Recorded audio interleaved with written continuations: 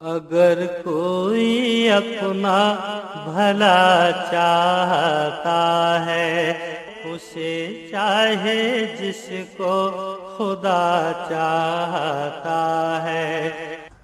اعوذ باللہ من الشیطان الرجیم، بسم اللہ الرحمن الرحیم۔ پروگرام شرعی احکامات کے ساتھ آپ کی خدمت میں حاضری کا شرف حاصل ہے۔ پچھلے پروگرام میں زکوٰۃ کی شرائط کے بارے میں ہمارا بیان چل رہا تھا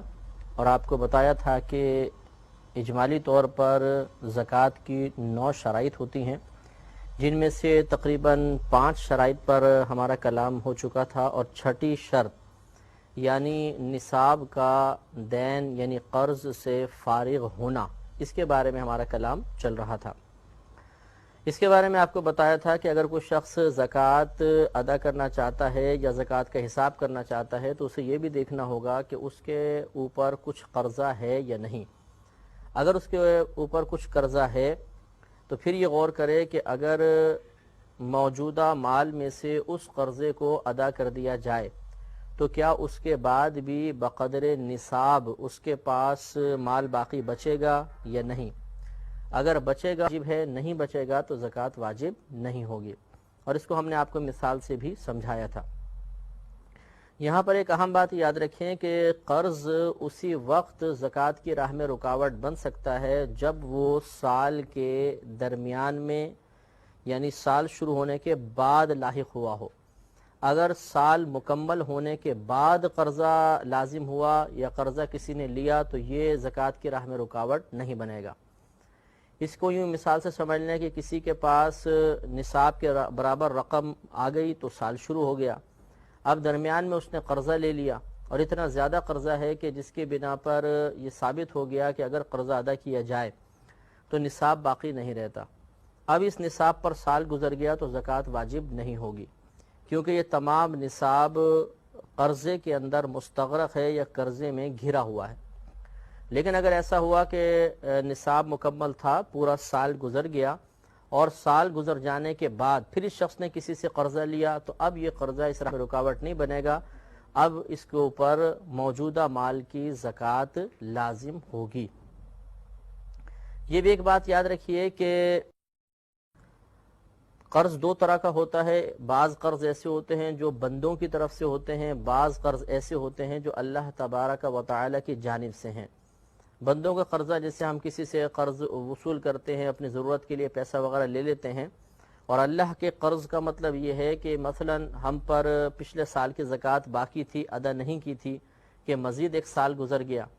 تو اب یہاں پر گویا کہ یہ اللہ کا جو پچھلی دفعہ زکوٰۃ ادا کرنی تھی وہ اللہ کا قرض کہلائے گا۔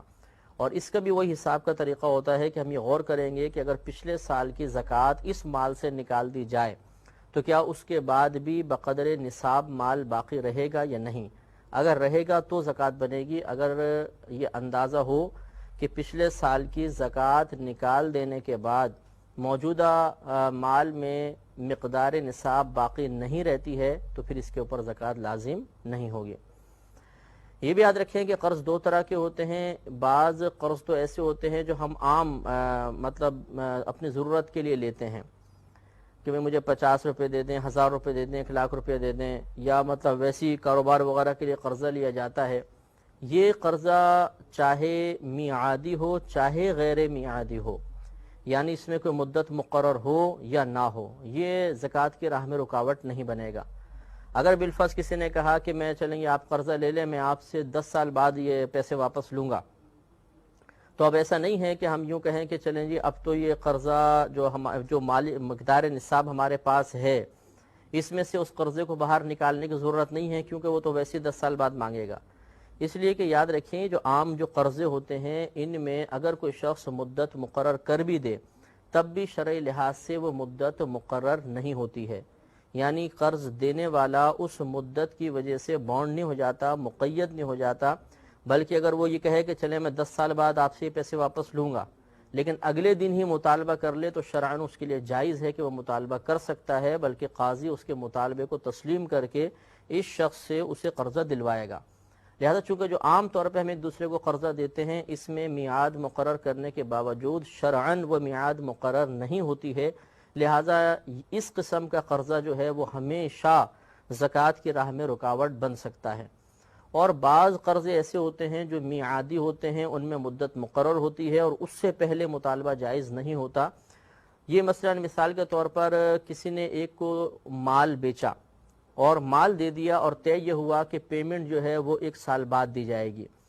اب یہ 1 سال بعد جو پیمنٹ لیں گے یہ بھی ایک قرض کی ہی صورت ہے۔ یہ اگرچہ وہ ثمن ہے جو مال کے بدلے میں قیمت ہے، اس کو ہم ثمن کہتے ہیں شرعاً، یہ اس کو دینا ہے، لیکن یہاں پہ چونکہ 1 سال مقرر ہو چکا ہے تو 1 سال سے پہلے اس کا مطالبہ جائز نہیں ہوگا، 1 سال بعد ہی خریدنے والے کو یہ پیمنٹ کرنی ہے۔ لہٰذا یہ جو قرضہ ہے یہ زکوٰۃ کی راہ میں رکاوٹ نہیں بن سکتا۔ لہٰذا مثال کے طور پر میرے پاس 1 لاکھ روپے ہیں اور ابھی درمیان سال چل رہا تھا کہ میں نے کسی سے ایک چیز خریدی 10 لاکھ روپے کی اور اسے کہا کہ میں آپ کو 2 سال بعد یہ 10 لاکھ روپے دوں گا۔ تو اب یہ جو میرے پاس پہلے 1 لاکھ روپے تھا اس پر سال گزر گیا، تو اب میں اس طرح نہیں کر سکتا ہوں کہ یوں سوچوں کہ جی مجھ پہ تو 2 لاکھ روپے قرضہ بھی ہے، لہٰذا اگر میں یہ 1 لاکھ روپے اس قرضے میں دوں تب بھی 1 لاکھ مجھ پہ قرضہ رہ جائے گا، میرا مال تو باقی بچے گا نہیں، لہٰذا زکوٰۃ واجب نہیں ہے۔ نہیں، اس لیے کہ اب یہ جو قرضہ میرے اوپر ہے 2 لاکھ، یہ ایک میعادی ہے اور 1-2 سال پہلے اس شخص کو مطالبے کا حق حاصل نہیں ہے، لہٰذا اب مجھے اس 1 لاکھ پر زکوٰۃ ادا کرنی ہوگی۔ تو یہ جو فقہ کی کتابوں میں لفظ استعمال ہوتا ہے وہ دین استعمال ہوتا ہے، دین قرض کو ہی کہتے ہیں، لیکن یہ قرض کی صورتیں مختلف ہوتی ہیں۔ ایک ہوتا ہے قیمت وغیرہ، چیز کی قیمت وغیرہ کے طور پر ہم پر دین لازم ہو جائے، اور ایک ویسے ہم آپس میں قرضہ ایک دوسرے کو لیتے دیتے ہیں، ان دونوں میں فرق ہوتا ہے، اور یہ حکم میں نے آپ کی خدمت میں عرض کیا، اس کو ملحوظ رکھنا بہت ضروری ہے۔ 7ویں شرط یہ ہوتی ہے کہ مال نامی ہو۔ نامی کہتے ہیں عربی میں بڑھنے والے کو، کہ وہ مال بڑھتا بھی ہو، اس پر زکوٰۃ لازم ہوگی۔ مال بڑھنے کی صورتیں 2 ہوتی ہیں، ایک تو یہ کہ حقیقتاً مال بڑھے، جیسے مال تجارت ہوتا ہے کہ ہمارے دکان میں یا ہمارے کاروبار میں جو مال لگا ہوا وہ بڑھتا چلا جاتا ہے، اور ایک بڑھنا ہوتا ہے حکماً، یعنی ویسے تو چیز اپنی جیسے مقدار میں پہلے تھی، جو اس کا پہلے وزن تھا اب بھی وہی وزن ہے، بظاہر نہیں بڑھ رہی ہے لیکن اس کی قیمت بڑھتی ہے، جیسے سونا اور چاندی، کہ اگر ہم نے یہ رکھا ہوا ہے تو اس کی قیمت اوپر نیچے ہوتی رہتی ہے۔ اور ایک ہے مال تجارت، مال تجارت خود مطلب اس کی مقدار بڑھتی ہے اور سونا چاندی وغیرہ کی قیمت بڑھتی ہے۔ ضروری ہونا چاہیے کہ جو مال ہمارے پاس ہے جس پر زکوٰۃ لازم ہوگی وہ مال نامی ہو، چاہے وہ حقیقتاً بڑھنے والا ہو، چاہے حکماً شریعت اس پر بڑھنے کا حکم لگاتی ہے۔ لہٰذا اس سے بہت سارے مسئلے حل ہو جائیں گے کہ مثال کے طور پہ بسا اوقات پوچھا جاتا ہے کہ ٹی وی پر زکوٰۃ بنتی ہے یا نہیں بنتی، تو اب یہ غور کر لیں کہ ٹی وی جو ہے یہ اگرچہ ہماری ضرورت سے زائد ایک شے ہے، حقیقتاً ہماری ضروریات زندگی کے لیے ضروری نہیں ہے، یعنی ضروریات زندگی میں سے نہیں ہے، لیکن یہ مال نامی بھی نہیں ہے۔ یعنی مال نامی سمجھ لیجئے کہ روپے پہ کو مال نامی کہہ سکتے ہیں، سونے کو، چاندی کو، مال تجارت کو۔ تو چونکہ یہ ٹی وی نہ روپیہ ہے، نہ مال تجارت ہے، نہ سونا ہے، نہ چاندی ہے، لہذا اس پر زکوٰۃ لازم نہیں ہوگی۔ لہذا یہ زکوٰۃ کی شرط اپنے ذہن میں اچھی طرح سے رکھ لیجئے کہ مال بڑھنے والا ہونا چاہیے۔ اور مال بڑھنے والا کون کون سا ہوتا ہے یہ آپ کی خدمت میں عرض کیا کہ سونا، چاندی، روپیہ اور مال تجارت، ان میں سے بعض چیزیں حقیقتاً بڑھتی ہیں اور بعض چیزیں خود نہیں بڑھتی بلکہ ان کی قیمت بڑھتی چلی جاتی ہے، اس لیے ان تمام کو مال نامی کہتے ہیں۔ تو زکوٰۃ جس مال پر بنے گی اس کے لیے شرط ہوتا ہے کہ وہ مال نامی ہو، یعنی بڑھنے والا ہو۔ یہ بھی ایک یاد رکھیں کہ جو آپ کی خدمت میں عرض کیا کہ مال نامی ہو، اس میں مال تجارت بھی ذکر کیا گیا، تو مال تجارت کی صحیح تعریف بھی اپنے ذہن میں رکھیں۔ مال تجارت کا مطلب یہ ہوتا ہے کہ ایسا مال جسے ہم نے خریدتے وقت ہی بیچنے کی نیت کی ہو، یعنی بیچنے کی نیت سے ہی اس کو خریدا ہو، وہ ہے مال تجارت۔ اگر مثال کے طور پہ میں نے چند پلاٹس خریدے اور اس نیت کے ساتھ کہ میں ان کو کچھ عرصے بعد جب مہنگے ہوں گے تو بیچ دوں گا، یہ مال تجارت ہیں۔ اسی طرح ہماری دکان میں جتنا بھی مال ہوتا ہے یہ سب ہم اسی نیت سے لیتے ہیں کہ ہم نے آگے سیل کرنا ہوتا ہے، یہ سب مال تجارت ہوتا ہے۔ لیکن اگر ایسا ہوا کہ کسی نے کوئی مال خریدا اور اس وقت تجارت کی نیت نہیں تھی، بعد میں تجارت کی نیت کی، جیسے ایک پلاٹ میں نے خریدا اپنے رہنے کے لیے، اپنا گھر بنانے کے لیے، لیکن کچھ عرصے بعد اس کے بہت اچھے مجھے پیسے ملے تو میں نے کہا چلو میں اب بیچ دیتا ہوں، تو یہ میں نے بعد میں بیچنے کی نیت کی ہے، خریدتے وقت میری نیت نہیں تھی، لہٰذا یہ مال تجارت نہیں ہوگا۔ یا پھر خریدتے وقت خالصتاً مال تجارت کی نیت نہ ہو، یعنی تجارت کی نیت نہ ہو بلکہ اس میں کوئی اور نیت بھی شامل ہو جائے، جیسے مثال کے طور پہ میں ایک پلاٹ خریدوں اور سوچوں کہ چلیں میں اس کے اوپر اپنا مکان بناؤں گا، لیکن اگر اچھے پیسے مل گئے تو اس کو بیچ دوں گا، تو اب یہاں پہ دو نیتیں شامل ہو گئیں، اس صورت میں بھی یہ مال تجارت نہیں ہوگا۔ مال تجارت فقط وہ ہوتا ہے جسے خالصتاً بیچنے کی نیت سے خریدا ہو، لہٰذا اگر ہم نے بیچنے کی نیت سے نہیں خریدا یا بیچنے کی نیت سے خریدا ہے لیکن اس کے ساتھ کوئی اور نیت بھی ہم نے شامل کر لی ہے تو اس صورت میں وہ مال تجارت نہیں بنے گا۔ اس سے یہ مسئلہ بھی حل ہو گیا کہ بعض لوگ پوچھتے ہیں کہ کیا کرائے کے مکان پر زکوٰۃ بنتی ہے کہ نہیں بنتی؟ تو کرائے کا مکان بیچنے کے لیے نہیں ہوتا، بلکہ وہ تو ہم نے کسی کو دیا ہوتا ہے تاکہ وہ اس سے نفع اٹھائے اور اس نفع کی قیمت ہمیں ادا کرے، تو چونکہ وہ مال تجارت نہیں ہے لہذا کرائے کے مکان پر زکوٰۃ نہیں بنتی ہے۔ ہاں اس سے جو کرایہ آ رہا ہے وہ ایک مال نامی ہے، نوٹ ہیں، کیش کی شکل میں ہے، اس کے اوپر دیگر شرائط کے ساتھ زکوٰۃ بنے گی۔ یہ بھی یاد رکھیں کہ بعض اوقات ہمارے گھر میں موتی اور جواہر وغیرہ ہوتے ہیں، تو یہ موتی وغیرہ یا جواہرات جو ہیں یہ مال نامی نہیں کہلاتے ہیں، اس کو شریعت مال نامی نہیں مانتی ہے۔ یہ اگر تجارت کی نیت سے رکھے ہوں گے تب ان پر زکوٰۃ بنے گی، اگر تجارت کی نیت سے نہیں ہیں تو ان پر زکوٰۃ نہیں ہوتی ہے۔ ایک زکوٰۃ کی شرط، 8ویں شرط جو ہے وہ یہ ہے کہ جو نصاب ہے ہمارے پاس وہ حاجت اصلیہ سے زائد ہو۔ حاجت اصلیہ اس حاجت اصلیہ کا مطلب ہم کہتے ہیں بھی یہ چیز جو ہے میری حاجت اصلیہ میں شامل ہے، اس کا مطلب یہ ہوتا ہے کہ ہر وہ چیز جو ضروریات زندگی میں سے ہو یا جس کے بغیر ہمارا گزارا کرنا بے حد مشکل ہو جائے اسے کہتے ہیں کہ یہ حاجت اصلیہ میں سے ہے۔ مثال کے طور پہ پہننے کے کپڑے ہیں، بستر وغیرہ ہیں، رہائش کا مکان ہے، سواریاں ہیں، موٹر سائیکل، کار وغیرہ جس کو ہم استعمال کر رہے ہیں، اس کے علاوہ جوتے وغیرہ ہیں، گھر کا دیگر سامان ہے، برتن ہیں۔ اسی طریقے سے اگر کسی کی فیکٹری وغیرہ ہے یا وہ کوئی مطلب اور کوئی ادارہ وغیرہ چلا رہا ہے اور اس میں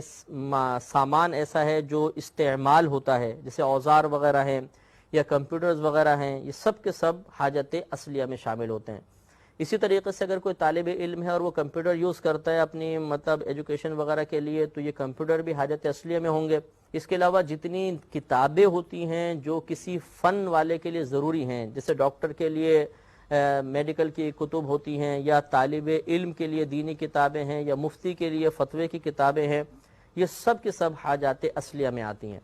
تو یہ بھی ضروری ہے کہ زکوٰۃ اسی مال پر بنے گی جو حاجت اصلیہ سے زائد ہو۔ مثال کے طور پر جیسے گھر میں کھیل کود کا سامان پڑا ہوا ہے، تو اب یہ ایکسرسائز کی مشینیں وغیرہ ہیں گھر کے اندر مثال کے طور پر، تو یہ حاجت اصلیہ میں نہیں ہے، یہ حاجت اصلیہ سے زائد ہیں۔ اسی طرح کیسٹس وغیرہ ہیں، ناول ہیں، ڈائجسٹ ہیں یا ڈیکوریشن پیسز گھر کے اندر ہیں، یہ تمام حاجت اصلیہ سے زائد ہیں، یعنی اگر یہ چیزیں نہ بھی ہوں تو ہماری زندگی میں کوئی تبدیلی واقع نہیں ہوگی، ہماری زندگی ان کی وجہ سے یعنی نہ ہونے کی وجہ سے مشکلات کا شکار نہیں ہوگی، لہذا یہ حاجت اصلیہ میں بھی نہیں ہوں گی۔ لیکن یہاں پہ وہی بات ذہن میں رکھیے گا، جیسے ابھی میں نے آپ کو عرض کیا کہ جیسے ٹی وی ہے مثال کے طور پر، اگر آپ غور کریں گے تو ٹی وی ہماری حاجت اصلیہ میں نہیں ہے، کیونکہ اگر گھر میں ٹی وی نہ ہو تو زندگی گزارنا بہرحال مشکل نہیں ہوتا، تو حاجت اصلیہ میں نہیں ہوا۔ تو اس شرط کی روشنی میں بظاہر ایسا لگتا ہے کہ ٹی وی پہ زکوٰۃ بننی چاہیے، لیکن مسئلہ یہ ہے کہ زکوٰۃ کی تمام شرائط کو سامنے رکھ کر پھر ہم چیزوں کے بارے میں فیصلہ کریں گے کہ ان پہ زکوٰۃ بنتی ہے یا نہیں بنتی۔ تو 7ویں شرط پہ ذرا غور کیجئے، 7ویں شرط ہی مال نامی ہونا، کہ وہ بڑھنے والا بھی ہو۔ لہٰذا اگر گھر میں کوئی چیز ہے حاجت اصلیہ سے زائد ہے لیکن وہ مال نامی میں سے نہیں ہے، یعنی سونا، چاندی، روپیہ مال تجارت میں سے نہیں ہے، تو اس پر زکوٰۃ نہیں بنے گی۔ اب یہ سوال پیدا ہوتا ہے کہ پھر اس شرط کے بیان کرنے کا فائدہ کیا ہے؟ اس کو ہٹائی دیتے، مال نامی کی شرط ہی کافی تھی۔ اس کو بیان اس لیے کیا جاتا ہے کہ جس شخص کے پاس حاجت اصلیہ سے زیادہ سامان ہو اور وہ مال نامی نہ ہو، بڑھنے والا نہ ہو، تو ٹھیک ہے کہ اس پہ زکوٰۃ تو نہیں بنے گی، لیکن ایسا شخص اگر یہ غور کرے کہ اس کے پاس حاجت اصلیہ سے زیادہ سامان ہے اور مقدار نصاب تک پہنچ جاتا ہے چاہے مال نامی نہ ہو، تو زکوٰۃ دینا تو واجب نہیں لیکن زکوٰۃ لے نہیں سکتا۔ یعنی زکوٰۃ اگر کوئی شخص لینا چاہتا ہے، اپنے آپ کو سمجھتا ہے کہ مستحق ہوں، تو ضروری ہے کہ اس کے پاس حاجت اصلیہ سے زائد اتنا سامان نہ ہو جو نصاب کی مقدار تک پہنچ جاتا ہے۔ یعنی 9,500 یا 10,000 روپے تک اگر اس کی قیمت پہنچ جائے گی تو یہ زکوٰۃ لے نہیں سکتا۔ لہٰذا یہ ہم مصارف زکوٰۃ میں آپ کو بتائیں گے کہ جب ہم زکوٰۃ ادا کرنا چاہیں تو ہمیں کس قسم کے شخص کو تلاش کرنا چاہیے۔ اس میں یہ بات بھی بیان کی جائے گی کہ اس شخص کے پاس حاجت اصلیہ سے زائد اتنا سامان نہ ہو کہ جس کی مقدار 52.5 تولہ چاندی کے برابر یعنی 9.5 یا 10,000 تک پہنچ جاتی ہو۔ اس کو اگر زکوٰۃ دی تو زکوٰۃ ادا نہیں ہوگی، ذرا توجہ رکھیے۔ یہاں پر ایک بات اور یاد رکھیں، دو مسائل۔ بعض لوگ سوال کرتے ہیں کہ ہم نے بچی کے جہیز کے لیے پیسہ جمع کر رکھا ہے تو کیا اس پر زکوٰۃ بنے گی یا نہیں بنے گی؟ تو بچی کے جہیز کے لیے جو پیسہ جمع کیا، بظاہر یہ ہماری حاجت سے زائد لگتا ہے کہ ابھی اس کی ضرورت نہیں ہے، بلکہ آئندہ آنے والی ایک ضرورت کے لیے اس کو سیو کیا گیا ہے۔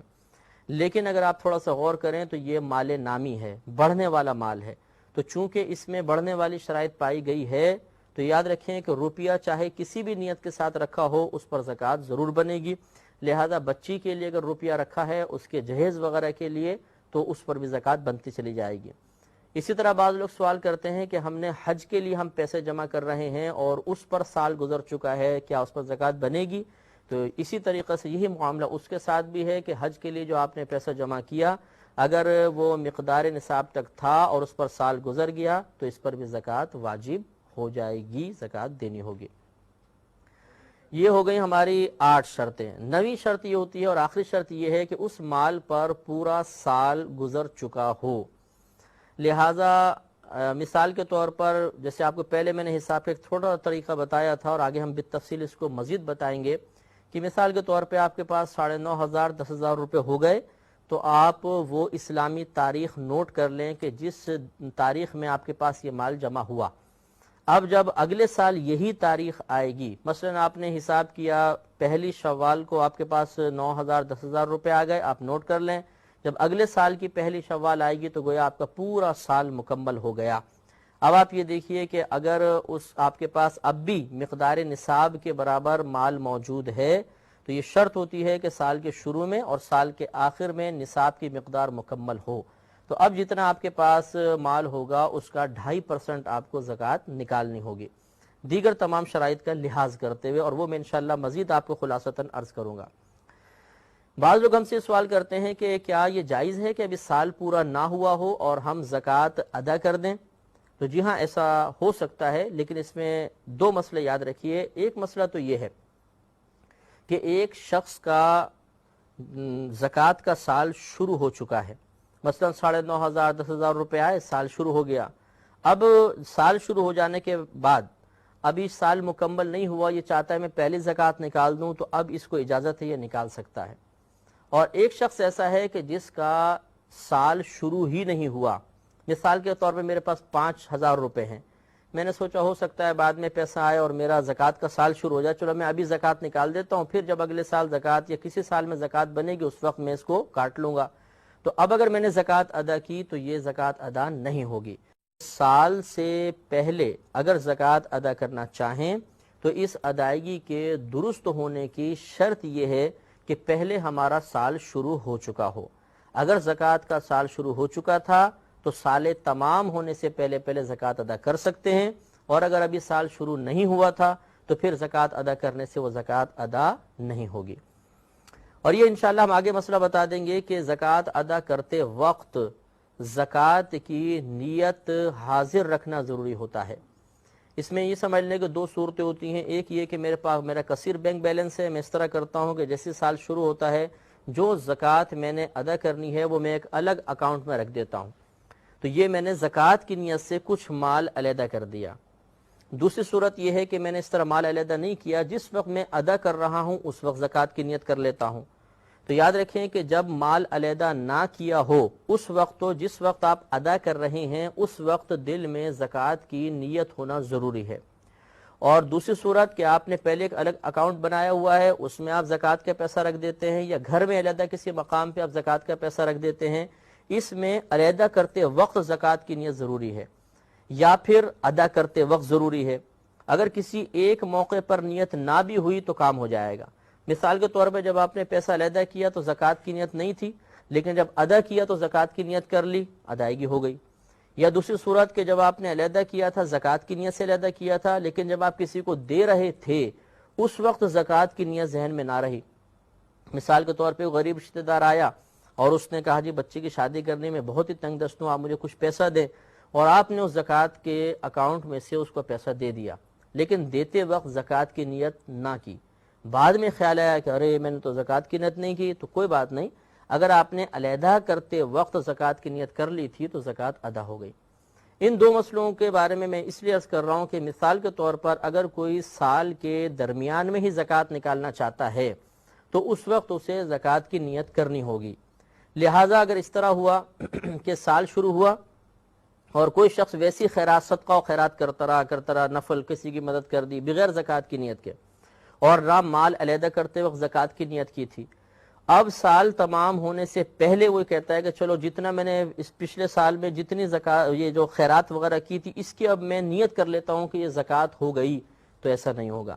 یا سال تمام ہو جانے کے بعد، سال پورا ہو جانے کے بعد وہ سوچے کہ جتنا سال بھر میں نے صدقہ کیا ہے ان سب میں زکوٰۃ کی نیت کر لوں، تو اب یہ زکوٰۃ کی نیت نہیں ہو سکتی ہے، کیونکہ زکوٰۃ کی ادائیگی کے لیے ہم نے آپ کو دو صورتیں بتائیں کہ ادا کرتے وقت نیت ہو، یا مال کو کل مال میں سے یعنی زکوٰۃ کے مال کو کل مال میں سے علیحدہ کرتے وقت زکوٰۃ کی نیت ہوگی تب زکوٰۃ ادا ہوگی، ورنہ زکوٰۃ ادا نہیں ہوگی۔ تو یہ 9 شرطیں آپ کی خدمت میں عرض کی ہیں، پہلے اس کا خلاصہ سماعت فرمائیں، 9 شرطیں دوبارہ سماعت فرما لیں، اور اس کے بعد انشاءاللہ تعالی میں آپ کو خلاصتاً عرض کروں گا کہ ہمارے گھر کے کس مال پر زکوٰۃ بنی اور کس پر نہیں بنی۔ لہذا نمبر 1 سب سے زیادہ ضروری ہے کہ وہ مال نصاب کے برابر ہو، بلکہ ہم یوں لیتے ہیں، شروع سے لیتے ہیں کہ نمبر 1 مسلمان ہونا، نمبر 2 عاقل ہونا، نمبر 3 بالغ ہونا، نمبر 4 مال کا نصاب کی مقدار کے برابر ہونا، نمبر 5 اس مال کا مالک ہونا، نمبر 6 وہ مال قبضے میں ہونا، نمبر 7 اس مال کا حاجت اصلیہ سے زائد ہونا، نمبر 8 اس مال پر 1 سال کا گزر جانا، اور نمبر 9 وہ مال بڑھنے والا ہونا۔ ان تمام شرائط کو اگر آپ ملحوظ رکھیں گے تو خلاصہ کلام یہ نکلے گا کہ صرف چند مالوں پر زکوٰۃ بنتی ہے، اور وہ 4 قسم کے مال ہیں۔ نمبر 1 مال تجارت، اور مال تجارت وہی مال ہے جس کو آپ نے خالصتاً بیچنے کی نیت سے خریدا ہو۔ نمبر 1 مال تجارت، نمبر 2 روپیہ، نمبر 3 سونا، اور نمبر 4 چاندی۔ اس کے علاوہ احادیث کریمہ میں جانوروں پر بھی زکوٰۃ کا حکم ہے، لیکن آج کل ہمارے دور میں اتنے کثیر جانور کسی کے ہاں نہیں پلے جو نصاب نبی کریم نے بیان فرمائی،